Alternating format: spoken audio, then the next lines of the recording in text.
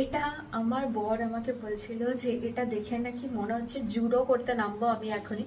যাই হোক, just jokes apart, but খানিকটা দেখতে অনেকটা এই রকম। তো হাই ফ্রেন্ডস, আর কিছুদিন আগে আমি তোমাদের সাথে একটা ইন্টারন্যাশনাল ট্রেড ফেয়ারের ভিডিও শেয়ার করেছিলাম, যেটা আমাদের শিলিগুড়িতে হয়েছিল। অ্যান্ড সেখান থেকে আমি আমার নিজের জন্য বেশ কিছু জিনিস কিনে এনেছিলাম, যেগুলো জামা কাপড় অবভিয়াসলি, অ্যান্ড খুব অ্যাফোর্ডেবল প্রাইসের মধ্যে পেয়েছিলাম। কালেকশনগুলো আমার বেশ ইউনিক লেগেছে, খানিকটা কোরিয়ান, তার মধ্যে দু একটা কালেকশন রয়েছে। তো চলো আজকে সেগুলোই তোমাদের সাথে শেয়ার করবো যে কী কী কিনেছিলাম। তো এই ওয়ান পিসটা আমার খুব পছন্দ হয়েছিল, যেটার দাম ছিল অ্যারাউন্ড 300, অ্যান্ড অফার চলছিল ওখানে অবশ্য।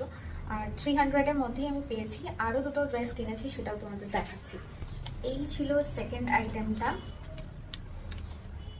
যেটা ছিল খানিকটা দেখতে যে এটা একটা কোরিয়ান ড্রেস। ওরা বলছিল যে কোরিয়ান ওয়ান পিস টাইপের, বাট এটা আমার বর আমাকে বলছিল যে এটা দেখে নাকি মনে হচ্ছে জুডো করতে নামবো আমি এখনই। যাই হোক, জাস্ট জোকস অ্যাপার্ট, বাট খানিকটা দেখতে অনেকটা এই রকম।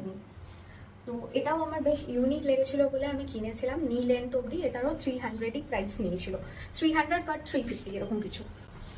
So the last one is this, and এটা একটা জিন্সের ক্রপ ব্লেজার টাইপের, যেটা বেশ ভালো দেখতে। আর এটার কালারটা দেখে হয়তো ব্লু লাগছে, বাট এটা কিন্তু অ্যাকচুয়ালি ল্যাভেন্ডার কালার।